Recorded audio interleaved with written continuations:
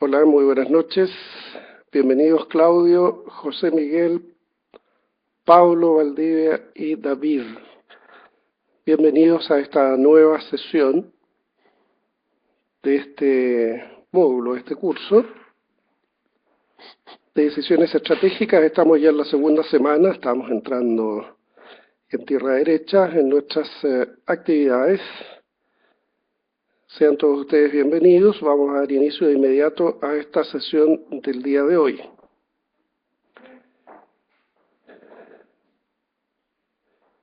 Por favor, necesito que me confirmen todos los presentes si estamos con audio y video recibiéndose de manera correcta. Acaba de ingresar Gino Barrientos también a la sala. Bienvenidos.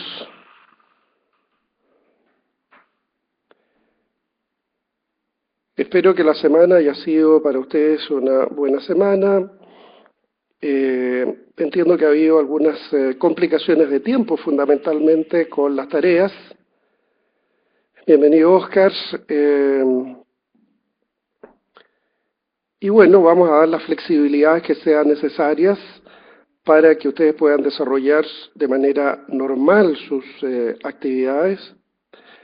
Entiendo perfectamente que estos cursos, que aparentemente y para mucha gente pareciera que son más livianos, más fáciles de sobrellevar, se hacen bastante más difíciles que las clases tradicionales, porque la mayor parte de las tareas, del esfuerzo, recae en el estudiante.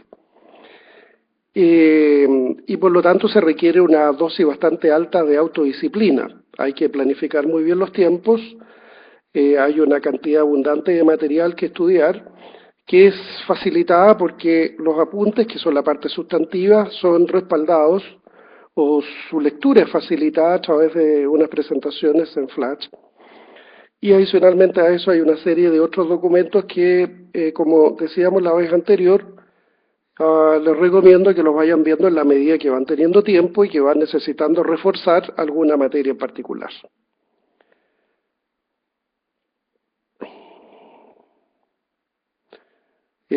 Por lo tanto, hasta el día de ayer, en la práctica, tenían tiempo para entregar esta tarea, la tarea de la semana número 1, y lo más probable es que tengan dificultades para entregar la tarea en el plazo de esta semana. Vamos a ver cómo anda eso. Si no, yo no tengo ningún problema en extender los plazos. A mí lo que me interesa es fundamentalmente que ustedes puedan hacer un ejercicio de reflexión respecto a los temas que estoy planteando y, en segundo lugar, que puedan también desarrollar algunas o cultivar algunas habilidades que normalmente las tenemos un poquito dejadas de lado, como es el trabajo en equipo, y por eso que es razonablemente bueno que ustedes puedan juntarse con otros compañeros y ojalá de manera remota, de la manera que lo estamos haciendo ahora. Muy bien, vamos a entrar en materia ya. Esta semana ustedes se han encontrado con un material que es un material muy importante relacionado con la definición de objetivos estratégicos. David dice que la nueva fecha de su día no se actualizó en el portal. Si hay problemas con subir las tareas al portal, me las mandan a mi correo y solucionamos el problema. Lo que pasa es que la programación de fechas en el portal, de fechas y horas, se hace desde España y eso a veces produce unos ciertos desajustes, de tal manera que no se asusten. En la medida que tengamos un acuerdo entre nosotros, vamos a respetar esos acuerdos. Muy bien, decíamos que estamos en la definición de objetivos de la empresa, objetivos estratégicos, es decir, aquellos objetivos que de alguna manera marcan el rumbo de la organización. La vez anterior hablamos sobre la importancia que era tener una estrategia, es decir, un cierto camino a través del cual llegar a cumplir una cierta misión y alcanzar un cierto desafío que le denominábamos visión. La manera en que eso lo hacemos es poniéndonos unas ciertas metas en el tiempo que le llamamos objetivos. Y los objetivos van a ser de carácter estratégico cuando su alcance sea más o menos largo en el tiempo, la envergadura de esos objetivos sea más o menos importante y se van a traducir posteriormente en objetivos menores y en planes de acción.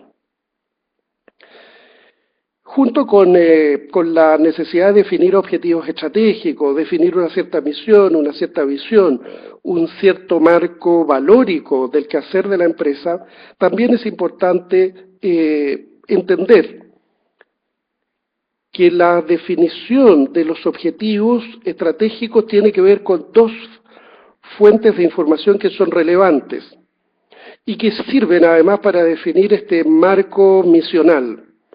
Lo primero son las condiciones o las capacidades internas que tiene la organización y lo segundo son las condiciones externas. Ambos elementos de alguna manera ya los vimos en la clase anterior, particularmente el relacionado con el entorno. Bueno, a partir de este conjunto de elementos que se traducen o se pueden traducir en lo que tradicionalmente llamamos el análisis FODA, a partir de eso podemos definir entonces los objetivos estratégicos. Ahora, para poder hacerlo, el análisis que debemos realizar tiene que ver con, o preferentemente o deseablemente debiera estar relacionado con esta manera de entender cómo las organizaciones desarrollan sus actividades, desarrollan su quehacer. Y una de las maneras más apropiadas es descomponiendo el conjunto de las actividades que desarrolla, agrupándola posteriormente en lo que llamamos los centros estratégicos. Los centros estratégicos van a dividirse, por lo tanto, en aquellos que están directamente vinculados con la agregación de valor a los clientes y otros que facilitan o posibilitan el desarrollo de esas actividades de agregación de valor a los clientes y que denominamos los primeros actividades primarias, la segunda actividades de apoyo o secundaria. Ese análisis, las complejidades de sus interacciones internas y las complejidades o riqueza de sus interrelaciones con los niveles superiores, por ejemplo, en el caso de una filial de una gran corporación, o en el caso de una empresa que esté fuertemente relacionada con sus proveedores, es en esos casos en que debemos preguntarnos cuáles son las fuentes a través de las cuales nosotros podemos tener una oferta que sea más valorada en el mercado. Y las dos fuentes tradicionales son la fuente que nos da ventajas en costo y otra que nos dan ventajas de diferenciación, es decir, una cierta capacidad de que el mercado, nuestros clientes, nos distingan porque tenemos unos ciertos atributos particulares y no solamente por costo. Las fuentes ahora de estas ventajas diferenciadoras o estas ventajas de costo son las que determinan nuestra posición competitiva en el mercado. Esos son los temas que abordamos o que ustedes han estado viendo durante estos días y sobre los cuales quiero centrar hoy día la conversación. Así que dejo abierta, por lo tanto, la palabra, el micrófono, y si alguien quiere pedir la palabra, ya lo sabe, no tiene más que pedirla y vamos a darle video y audio.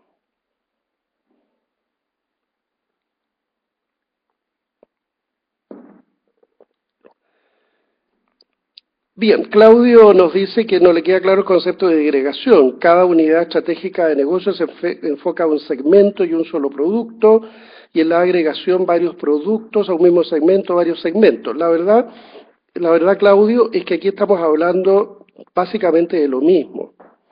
Estamos hablando de que lo relevante, lo determinante en la definición de cómo se hacen los negocios y cómo se define el ambiente competitivo es establecer de manera correcta cuál es la unidad estratégica de negocio.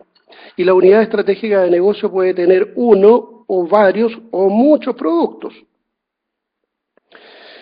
Entonces, cuando tenemos una empresa un negocio que se dedica a muchas actividades, que tiene muchos productos y servicios, pero un grupo de esos productos y servicios tienen unas ciertas características particulares bajo las cuales los puedo agrupar y los puedo manejar estratégicamente de manera diferenciada, entonces lo que tengo ahí es una unidad estratégica de negocio. El otro método es exactamente lo mismo, porque miramos esto a partir de la desagregación y es exactamente lo mismo. No significa que uno nos conduzca a una unidad estratégica de negocio conformada por varios productos y la otra por pocos, sino que es básicamente lo mismo, ¿ya? Una gran corporación, un grupo, un negocio, una empresa grande puede tener muchos productos, agrupamos esos productos de acuerdo a sus características particulares y las transformamos en unidad estratégica de negocio.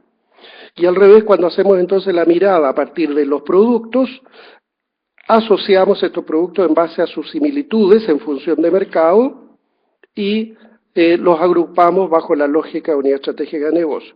El resultado por donde partamos debiera ser más o menos el mismo.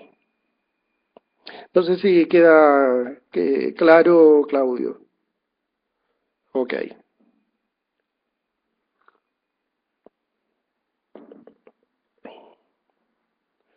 Damos la bienvenida a José, que se está integrando, y a Oscar también, que se están integrando al salón de clase.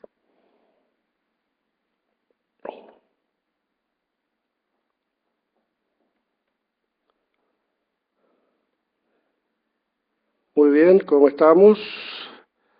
¿Alguna duda que les haya quedado? O más que dudas, porque la verdad es que no debiéramos abordar, podemos abordar las dudas, por cierto, pero ojalá lo veamos en función de situaciones, problemas, de casos específicos, en que los conceptos que estamos analizando los podamos poner en discusión.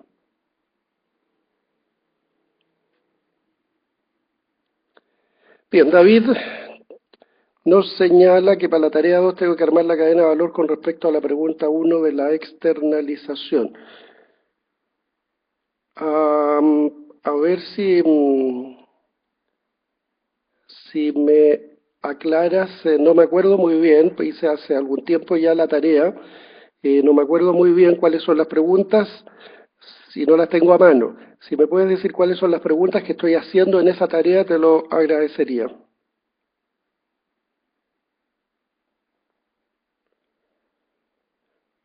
¿Cómo se configuraría la cadena de valor de la empresa contratante y la de la contratada? Defina los eslabones centro estratégico de la cadena de valor y las actividades principales de cada centro estratégico. Ok, lo que aquí, la pregunta básicamente lo que persigue es que hay dos empresas que están relacionadas y lo que buscamos en las empresas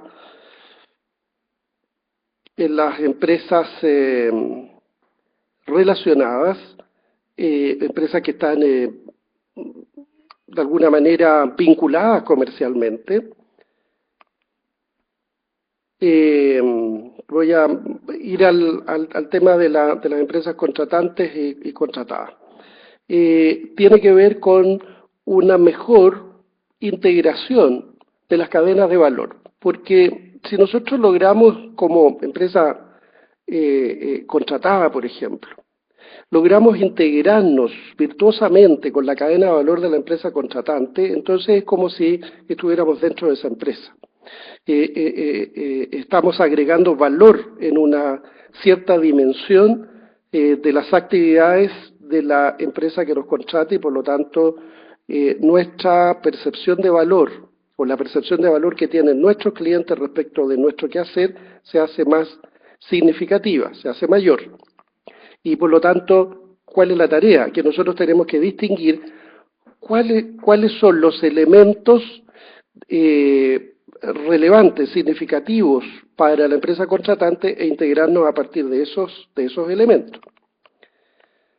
En la pregunta 1 que yo les hacía, describe los elementos más significativos o críticos a la hora de tomar decisiones sobre la subcontratación de servicios. Aquí lo que estamos haciendo es, ustedes si revisan los textos, uno de los elementos centrales tiene que ver con la percepción de valor de los clientes. ¿Qué es lo que es relevante para los clientes? ¿Por qué me catalogan como un buen proveedor de servicios o de productos y por qué a la competencia no lo catalogan o al revés? Debemos distinguir cuáles son esos elementos sensibles a los clientes. Porque entonces vamos a poner foco sobre esos elementos al momento de tomar decisiones respecto de nuestra oferta de valor. ¿Cuáles son esas variables? ¿Por qué? Por ejemplo, porque para quien contrata es relevante la puntualidad, es relevante el precio, es relevante el prestigio, es decir, cuáles son las variables significativas. ¿Cómo mediría ahora si su proveedor de servicios subcontratado está agregando valor a su empresa o negocio? Esto ya es un poquito más complejo, porque cuando nosotros entramos al mundo de la subcontratación, de la externalización, del outsourcing, en fin, cualquiera sea el término que usemos, el sentido final tiene que ser la agregación de valor. Y la agregación de valor, por lo tanto, supone que nosotros tenemos que hacer un análisis. Y ese análisis no puede ser, normalmente lo es, pero no debiera ser exclusivamente cualitativo. Nosotros debiéramos tender a cuantificar en qué y cuánto es lo que nos está aportando el proveedor de nuestro servicio. Por ejemplo, cuando nosotros tenemos externalizado un cierto servicio tecnológico, entonces el valor que me está agregando no es tan solo de costo, de mantención de un departamento de investigación y desarrollo, por ejemplo, sino la posibilidad de que un especialista en ese campo esté desarrollando con éxito unos ciertos proyectos que para mi empresa son relevantes. Hay una agregación de valor ahí concreta que podemos medir a través de el número de patentes que generamos gracias a los aportes de ellos, el número de investigaciones, en fin. Eso es un poco más complejo. Y bueno, ¿qué medidas tomaría para evitar riesgo? Depende mucho de cuáles son las variables que ustedes definan. Y para eso lo que digo es, supongan un cierto sector industrial, una empresa, ojalá una empresa que ustedes conozcan, y que tenga que estar contratando unos ciertos servicios, unas ciertas empresas que son proveedoras. ¿Queda más o menos clara la idea de lo que estoy preguntando? Oscar nos plantea el tema de la minería. En la minería actualmente estamos en un ajuste presupuestario donde hubo despido. La minería ha pasado por distintas etapas, efectivamente estamos en un ciclo todavía, a pesar de la aparente crisis que afecta al sector, y digo aparente porque la verdad es que los precios que estamos observando, los niveles de demanda que estamos observando, los niveles de stock que hay, hablan de que hay un sector que está siendo demandado de manera bastante intensiva y por lo tanto no hay, hasta ahora por lo menos, una crisis y los últimos datos que llegan desde China particularmente muestran que difícilmente China va a entrar en crisis en el corto periodo, corto plazo, y por lo tanto la demanda de materias primas va a seguir relativamente alta. Esto significa, en consecuencia, que el sector no está lejos de una crisis, sí, posiblemente de un ajuste, pero ese ajuste se va a manifestar principalmente en el desarrollo de los nuevos proyectos, a la espera, ¿no es cierto?, de que las condiciones del mercado internacional se estabilicen algo.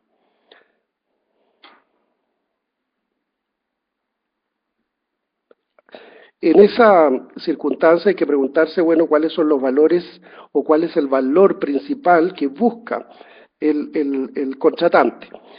Hay unas ciertas distorsiones en esto porque el discurso de alguna manera suena bien, el discurso de la agregación de valor, sin embargo, muchas veces las empresas el único valor que reconocen es la disminución de costos.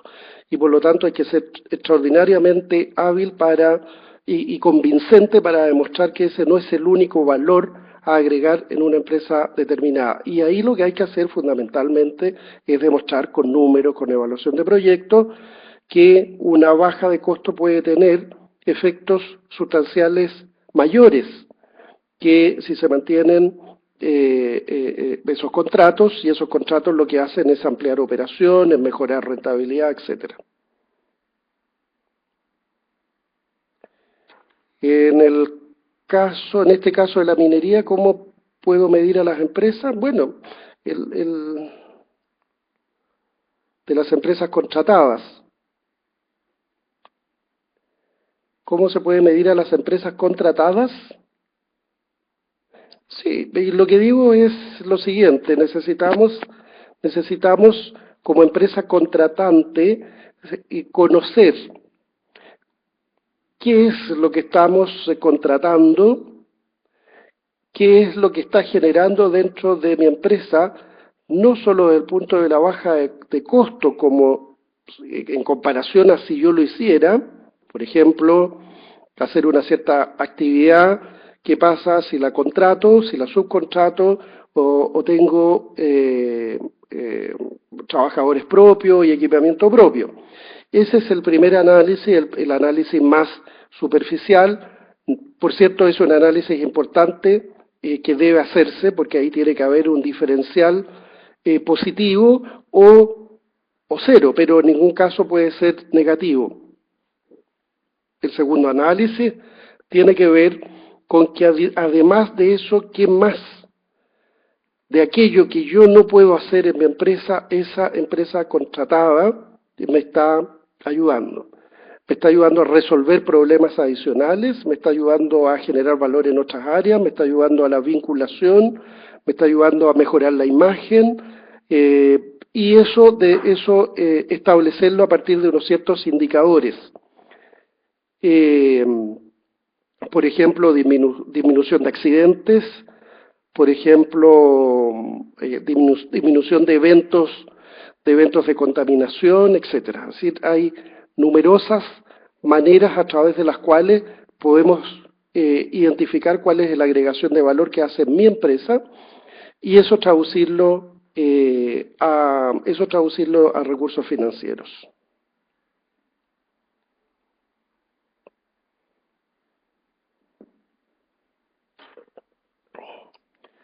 David dice que le cuesta enfocar la pregunta número 2, ya que yo como contratante externalizo un solo sector de mi cadena de valor, que incluso no podría afectar los otros sectores de la cadena. Por cierto, cuando nosotros lo que tenemos son externalizaciones menores, es difícil ver cuál es la agregación de valor. Si, por ejemplo, lo que estamos haciendo en una empresa determinada es simplemente externalizar, no sé, la mensajería, el reparto de mensajería, algunas tareas administrativas, la agregación de valor al conjunto es bastante menor. Sin embargo, cuando esta externalización aborda temas que son más significativos o que bordean temas que son centrales a la cadena de valor de las empresas contratantes, entonces la situación es distinta.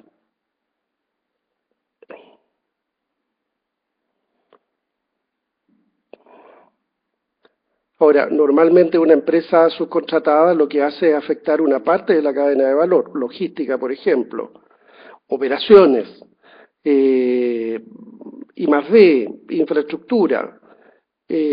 Normalmente una empresa contratada no afecta todos los eslabones o centros estratégicos de la cadena de valor.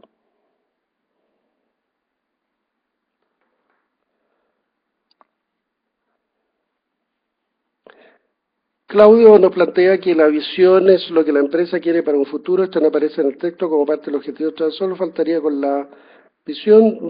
Terminemos antes de entrar a lo de Claudio, terminemos con lo de David. Claro, entonces dice, enfoco cómo afecta la externalización solo a un sector de la cadena de valor, por cierto. Y puede afectarlo mucho, puede afectarlo poco. Eso depende de la realidad de la empresa. Ese es el análisis, esa es la reflexión que hay que hacer. Porque aquí hay una segunda derivada de esta reflexión. Pues yo puedo concluir que los servicios externalizados afectan fuertemente mi cadena de valor y que están afectando los eslabones o centros estratégicos de las actividades principales.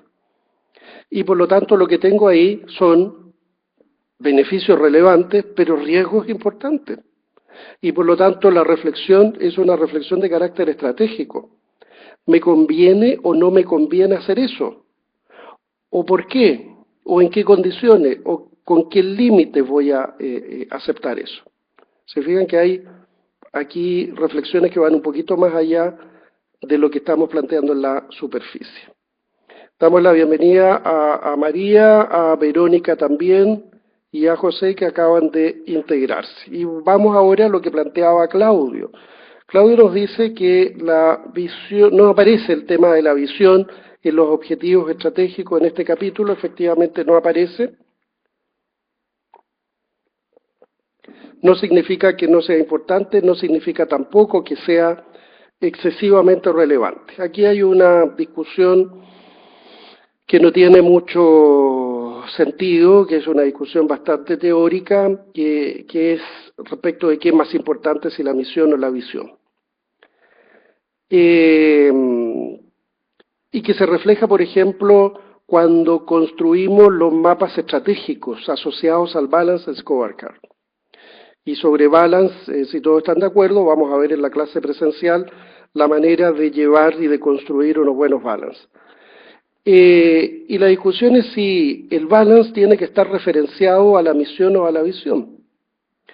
Y el mapa estratégico, digo, no el tablero de indicadores, sino el mapa estratégico. Y la verdad es que es casi indistinto si lo que va arriba del mapa estratégico es la visión o la misión. No tiene gran relevancia para la discusión respecto a los temas de carácter estratégico. Sí tiene relevancia esta discusión cuando tenemos que bajar desde los objetivos estratégicos a los objetivos operacionales y a los planes de acción. Y desde ese punto de vista es claramente más relevante definir bien la misión, porque es el cumplimiento de la misión lo que determina el tipo de objetivos que tenemos que desarrollar y alcanzar. Y no necesariamente es la visión. Porque además lo que nos dice la práctica es que la misión es el cable a tierra, es el quehacer, es lo que día a día desarrollamos, es el por qué existimos, es el para qué existimos, es el dónde existimos y hacia quién entregamos nuestros productos y servicios. A diferencia de la visión, que a veces se escapa un poquito desde la terrenalidad y se escapa, ¿no es cierto?, en el sentido de que aborda aspiraciones de la empresa que están fuera de su rango de acción y que reflejan, son un símil de alguna manera de lo que son los propósitos que la organización tiene. Por ejemplo, contribuir a el mejoramiento de la calidad de vida de los ciudadanos en Chile y en el mundo. Esa bien puede ser una aspiración y una visión de cualquier empresa, porque cualquier empresa que desarrolle unas ciertas actividades relativamente nobles va a contribuir a eso. Ser la mejor empresa, la más reconocida en un cierto ámbito determinado, claramente es una aspiración que en el corto plazo probablemente no la vamos a cumplir. A diferencia de lo que ocurre, ¿no es cierto?, con ser un oferente de un cierto producto en un mercado determinado para satisfacer tales y cuales requerimientos, esa misión sí es bastante práctica, es bastante aterrizada y bastante más fácil de trabajarla en función de los objetivos estratégicos, que los objetivos estratégicos los definimos en función de lo que la misión nos exige.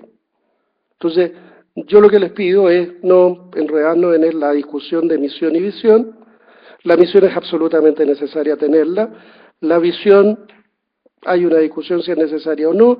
A mi juicio siempre es bueno tener una visión, porque la visión es la aspiración, es la cima a la cual queremos ascender, pero no necesariamente tiene un correlato directo en el día a día con el quehacer de la organización.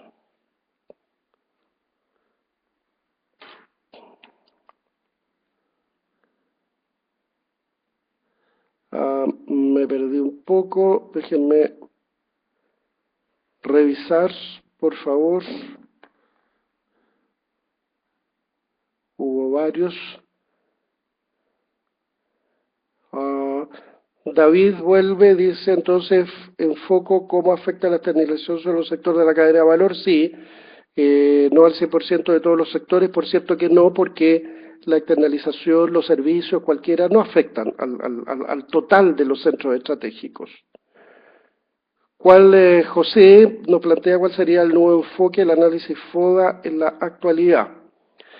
Pues, a ver, el análisis FODA es un análisis tradicional que tiene distintas maneras de formularse, que tiene además distintas formas de presentarse, desde su formulación básica, perdón, desde su formulación básica, que es simplemente listar las fortalezas, las oportunidades, etcétera, de listarlas y a partir de ese recuento extraer algunas conclusiones, hasta una formulación que es más completa y más compleja, que lo que hace es plantearse, a partir del cruce de esas variables, plantearse el surgimiento de ciertos tipos de estrategias, si hablamos de la estrategia FO, en fin, FO, FA, etcétera, que reflejan el cruce de variables y respecto de qué es lo que tenemos que hacer para aprovechar unas ciertas fortalezas en función de unas ciertas oportunidades o enfrentar unas ciertas amenazas con nuestra fortaleza o fortalecer nuestras debilidades para evitar que las amenazas nos agredan. Entonces, esa es una formulación que a mí me parece muy interesante, muy apropiada, que nos permite ordenarnos además metodológicamente. Y una formulación como la que se presenta en los apuntes, que es una formulación que tiene la virtud de preguntarnos a partir de nuestras propias capacidades internas cuál va a ser la evolución futura a partir de una cierta condición externa definida como factores, como unos factores claves de éxito. Entonces, cualquiera de ellas es correcta, que el nivel de complejidad y la calidad del análisis es distinto, y por lo tanto yo le sugiero ahí que fase A es el listado, distinguiendo muy bien qué es cada cosa, porque normalmente hay problemas en entender qué es una amenaza y qué es una debilidad, por ejemplo, eso es muy típico. Segundo, construir estrategias a partir del cruce de las variables, y en la clase pregrabada les presento una manera en que eso se hace, y luego este sistema que es más móvil, más en la perspectiva de tiempo. Las dos últimas, por cierto, son complementarias, yo creo que es conveniente que usen ambas simultáneamente.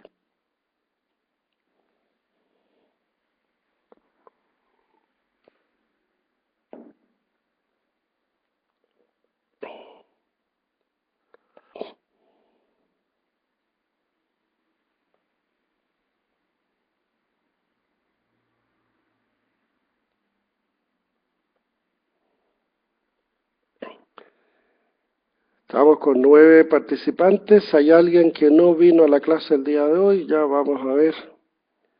Espero que no haya tenido problemas.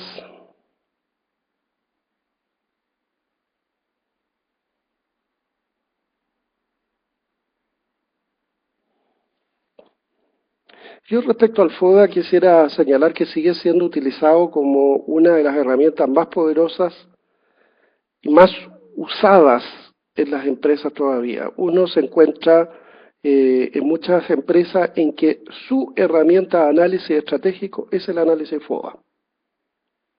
Y que en base al análisis FODA desarrollan estrategia, concluyen, evalúan, etc. Es una herramienta bastante poderosa. Lo que pasa es que hay que usarla muy bien y con información, con mucha información relevante, información de mercado, calidad de información interna también respecto a las capacidades que tiene la organización. Si no, el análisis es muy somero y la verdad es que es muy poco concluyente. Pero es una herramienta que ustedes la van a encontrar en todas las empresas.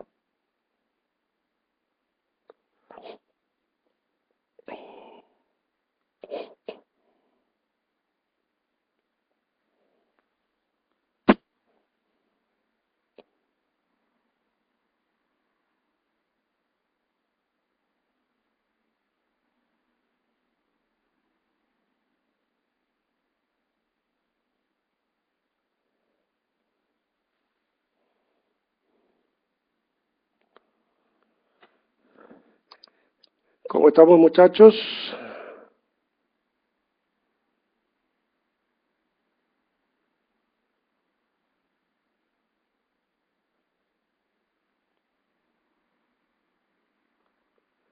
Me quedé atrás en el texto. Les pido disculpas. Claudio acá está haciendo algunos comentarios. Déjenme ver. Definir e implementar objetivos estratégicos pueden ser procesos caros. ¿Desde qué tamaño de empresa se recomienda desarrollar e implementar?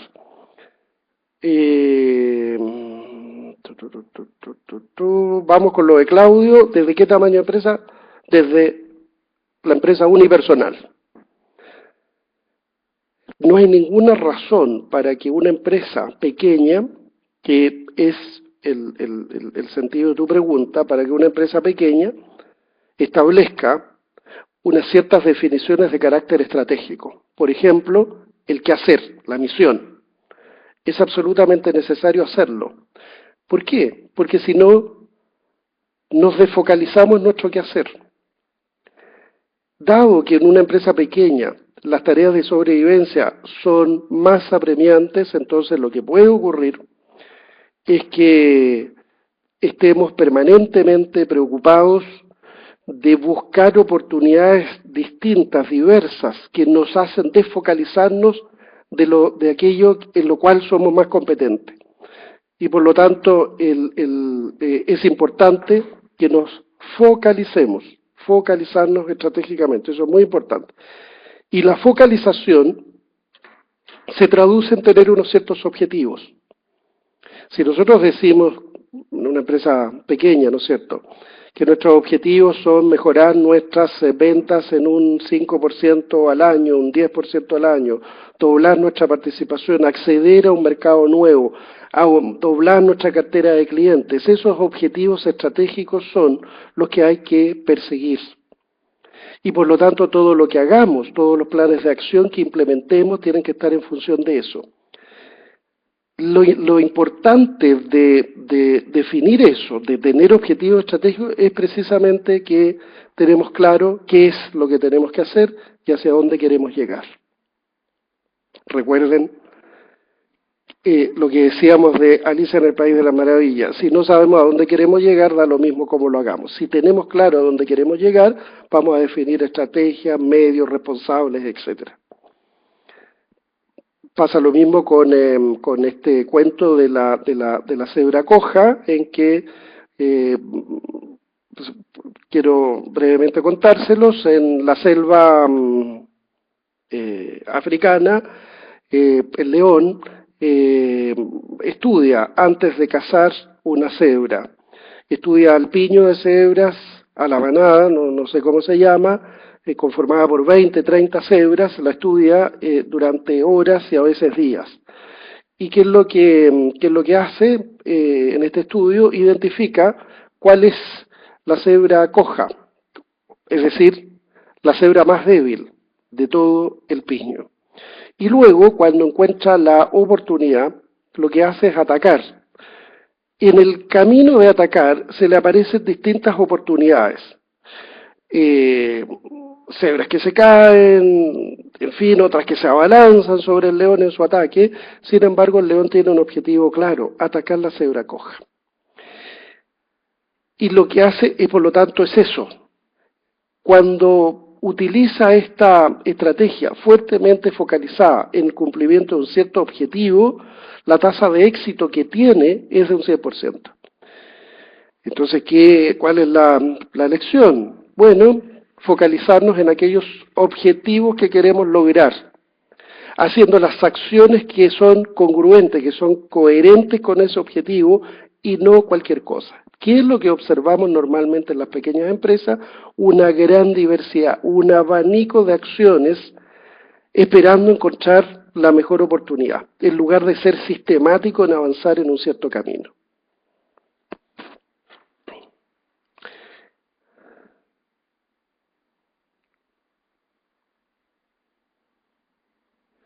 Sí, Oscar puede tomar su organización para el análisis, esa es la idea, que los casos sean casos reales. Bueno, les cuento que ha llegado Jaime Santana, por lo tanto tenemos asistencia completa en la sala. 11 alumnos, así que bienvenido, Jaime.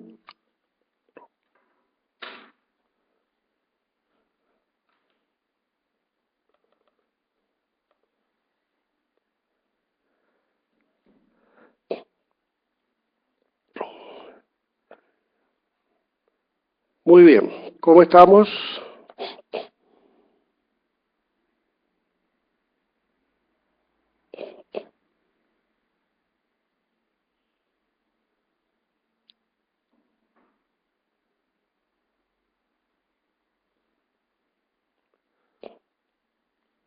¿Qué cosa les ha llamado la atención de lo que ya han visto? ¿Cómo están abordando las tareas? En fin.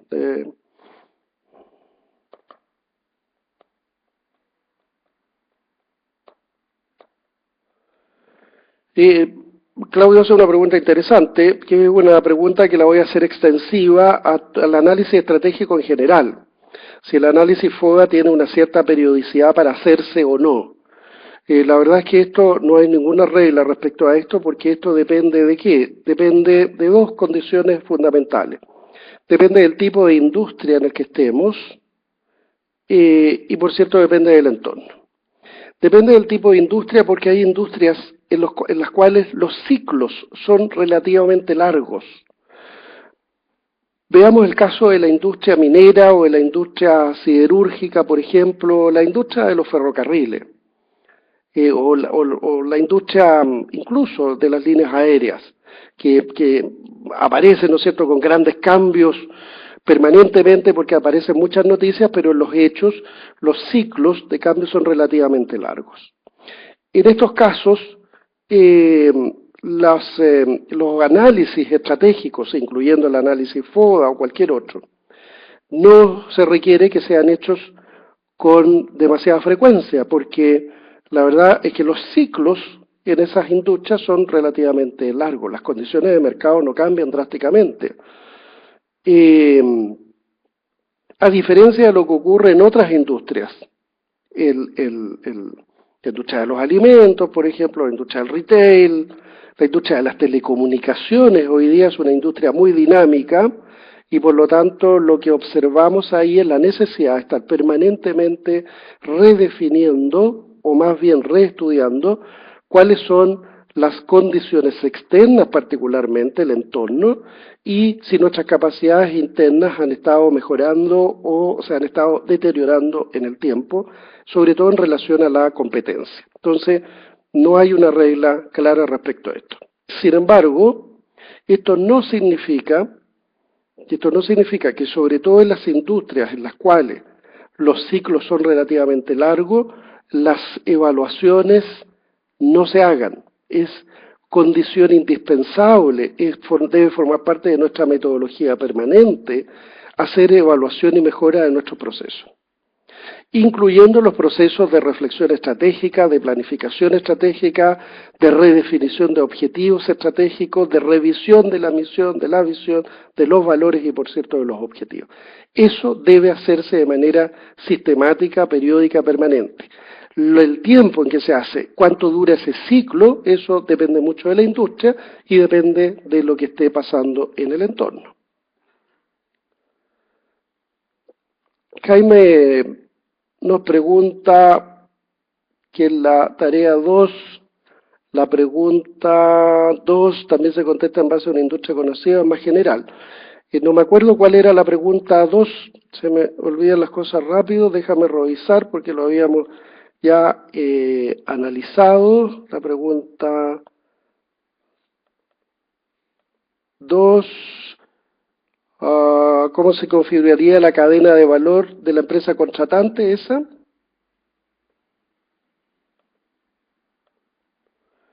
Si es esa, pueden hacerlo en términos genéricos, pero idealmente en términos más prácticos. Es decir, si ustedes desarrollan caso específico de la empresa en la que trabajan, una empresa el que conozcan, o una industria que les interese, y que puedan entender muy bien su cadena de valor y entender cómo se engancha esa cadena de valor una empresa subcontratada, bueno, entonces yo les pido que lo hagan sobre un caso más bien real y no tan solo la teorización.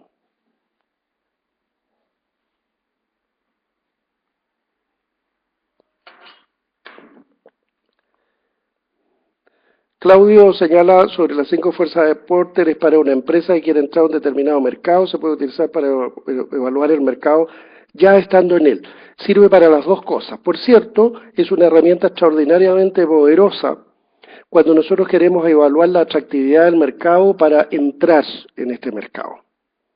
Pero sirve con el mismo propósito, con el propósito de evaluar cómo está la industria, cuando ya somos parte de la industria.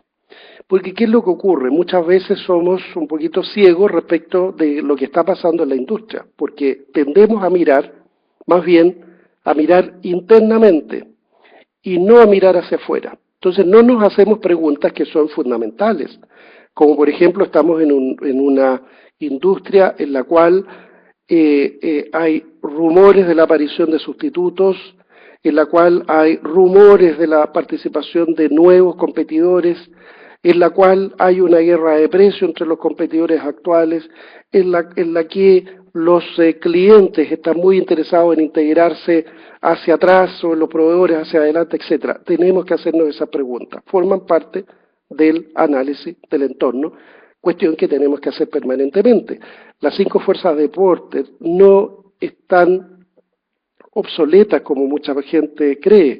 Lo que ocurre es que forman parte de un arsenal de herramientas. Es uno más entre otras herramientas, pero sigue siendo extraordinariamente importante.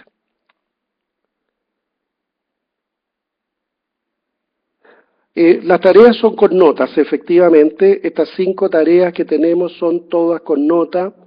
Son las notas del módulo. Eso es lo relevante. Cada una pesa exactamente lo mismo. Y yo espero que todos aprueben. Eso lo doy por descontado. No vamos a hacer pruebas en la clase presencial. En la clase presencial lo que espero es poder tener una discusión de esta naturaleza, pero sobre todo vamos a tratar de desarrollar algunas metodologías adicionales, complementarias, que les puedan ayudar en sus trabajos, en sus proyectos de negocio. Trabajar sobre algún caso sería extraordinario.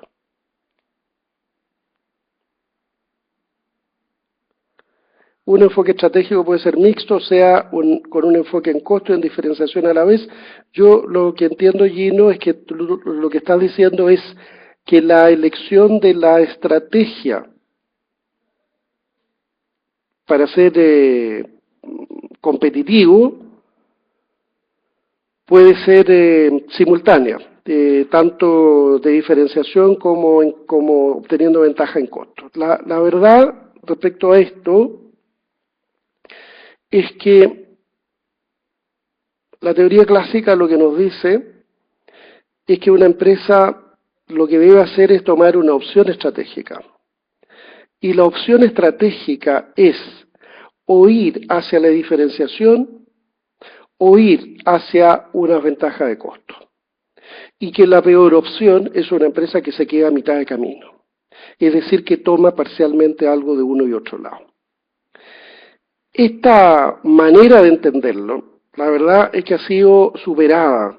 Y ha sido superada a partir de una teoría nueva que está desarrollada por el profesor Magluf, chileno, y que lo que señala, ¿no es cierto?, es que esta manera de entender la adopción de una cierta estrategia es equivocada y que lo que tenemos que hacernos es ciertas preguntas para ocupar unos ciertos tipos de estrategia.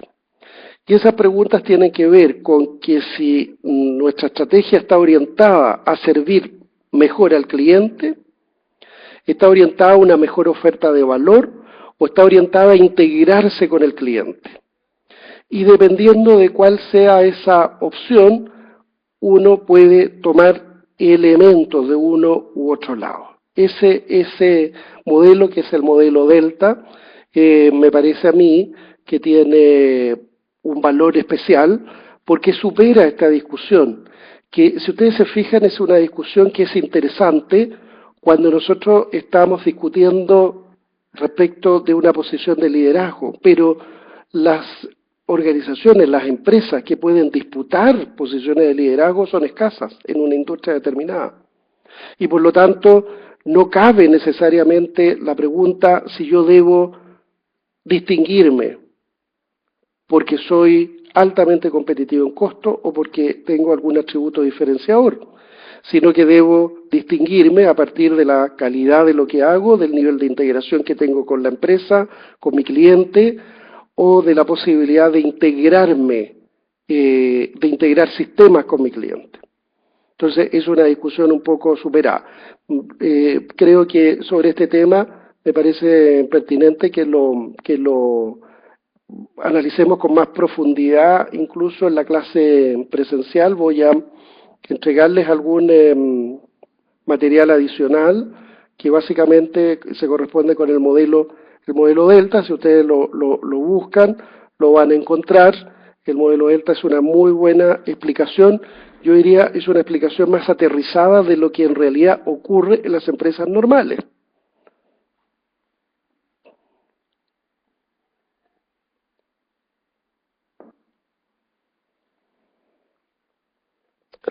Sin embargo, dicho eso, no significa que uno deseche necesariamente estas estrategias de diferenciación o ventaja en costo. Yo diría que hay que entenderlas como caminos preferentes, como caminos estratégicos preferentes, en el sentido de que uno no puede conciliar, por ejemplo, atributos diferenciadores de calidad, de prestigio, en el caso de algunos servicios, de elementos suntuosos, que claramente son elementos diferenciadores que corresponden a una cierta estrategia que es contrapuesta, que va en sentido distinto a la de costos. Y en ese sentido uno tiene que optar por un camino. Yo diría que de esa perspectiva estas estrategias por costo o por diferenciación es adecuado considerarla, pero considerándola como camino preferente. No significa esto que una empresa que avance por el camino de la diferenciación, que quiera ser reconocido en el mercado como una empresa que tiene unos ciertos atributos distintos en calidad o en cualquier otra variable, oportunidad en la entrega, calidad de servicio, etcétera, cualquiera de esas, no significa, ¿no es cierto?, que necesariamente, o más bien al revés, significa que necesariamente deba optar por ese camino a contrapelo de una ventaja en costo, porque cada uno de esos atributos probablemente le signifiquen que algún centro estratégico en su cadena de valor está desarrollando unas ciertas actividades que tienen costos que son mayores y por lo tanto su oferta final al cliente no va a ser de traspaso a precio, sino que el precio probablemente se vea algo recargado. Entonces son dos estrategias que efectivamente cuando uno las define se marca una clara diferencia entre optar por una o por otra, eso es inevitable.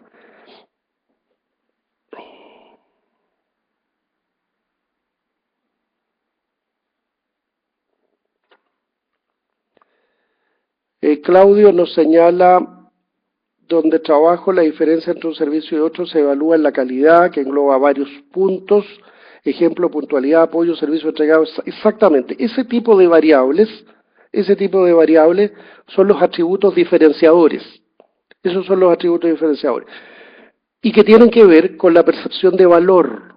¿Cuáles son los atributos que los clientes perciben como más significativos por aquellos que están dispuestos a pagar más? Esa es la pregunta que hay que hacerse. Recuerden que un atributo diferenciador no lo es, a menos que sea percibido como tal por el cliente. Si el cliente no lo percibe como tal, entonces no tiene ningún valor. Una empresa contratista se espera que sea un colaborador, por cierto, se espera que sea un colaborador, se espera que su servicio no tan solo agregue valor, no tan solo de la perspectiva de costo, sino que se enganche muy bien, en sus cadenas de valor se enganche muy bien, de tal manera que sea una extensión de la propia empresa.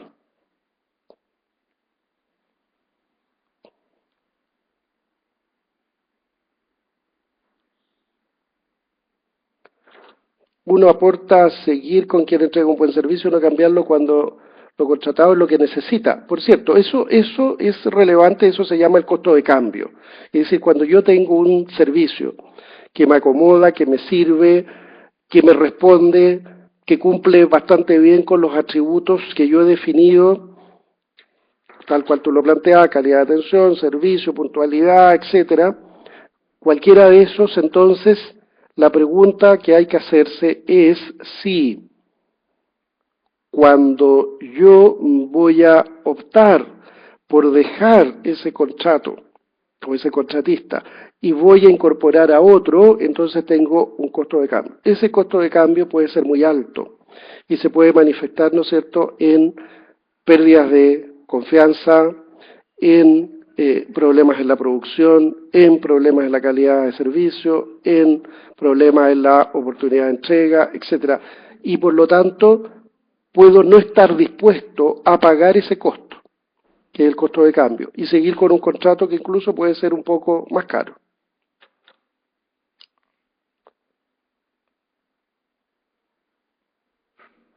La tarea del módulo 2 debe entregarse una semana después de entregada, es decir, me parece que el domingo a última hora. Sin embargo, entiendo yo que vamos a tener probablemente el mismo problema de desfase que con la tarea 1. Les pido que hagan el esfuerzo de entregarla el domingo hasta última hora. Si hay problemas, lo conversamos de la misma manera que lo hicimos con algunos de ustedes en la tarea número 1, pero le pediría que traten de ajustarse a los tiempos, porque si no, después esto se le va haciendo cuesta arriba, y no es la idea, ¿no es cierto?, que estén sobrecargados de trabajo.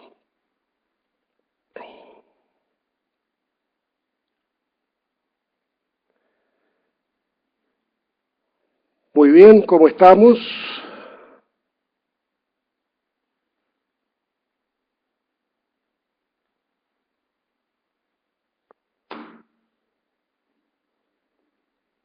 David está haciendo preguntas al grupo. Si hay alguien de Santiago.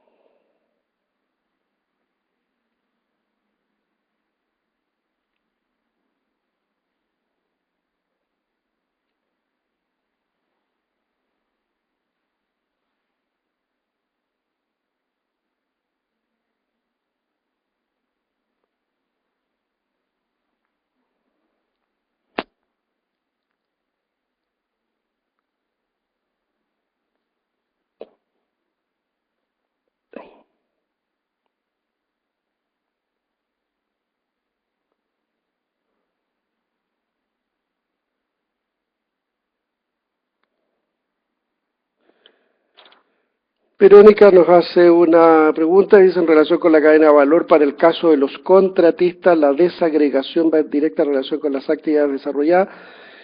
Sí, lo que pasa es lo siguiente, los contratistas tienen, al igual que cualquier empresa, una cierta cadena de valor que nosotros podemos caracterizar. La idea es que la puedan caracterizar de manera más o menos gruesa.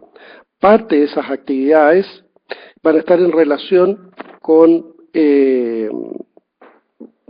o el producto de esas actividades estar en relación con algún centro estratégico propio de la empresa contratante. Y desde ese punto de vista, por lo tanto, es necesario conocer más o menos, más o menos bien, la cadena de valor de la empresa contratada, de la empresa subcontratada. ¿Se entiende, Verónica, lo que dije?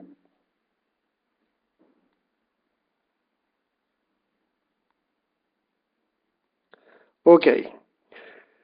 Muy bien. Ya son las 22:03, el chat se va a cerrar automáticamente, por lo tanto, vamos, a menos que haya una pregunta que podamos abordar rápidamente, vamos a quedar hasta aquí. Si hay alguna pregunta más, les agradezco la asistencia a todos ustedes, tenemos asistencia completa, lo que está muy bien. Es un muy buen grupo.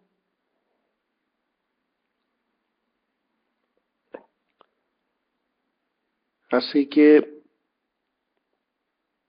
vamos a quedar hasta aquí por hoy. Nos encontramos el otro jueves a esta misma hora y, como dicen en televisión, por este mismo canal. Antes que eso, el día lunes ustedes ya van a tener acceso a la clase pregrabada del módulo o de la sesión 3. Van a ser 2 tareas grabadas ahí y además van a poder ver el material de la sesión número 3 que relaciona estructuras organizacionales con estrategia y entorno y además van a tener una nueva tarea. Así que tienen bastantes cosas para la próxima semana y para este fin de semana también. Espero que todos ustedes estén muy bien y nos encontramos entonces la próxima semana. Cualquier problema, por favor, me lo comunican a tiempo. ¿Cuándo sabremos la tarea, la nota de la tarea 1? Cuando las corrija, y eso espero hacerlo de aquí al día sábado. Ya van a tener, el día sábado van a tener las tareas corregidas con la retroalimentación y las notas.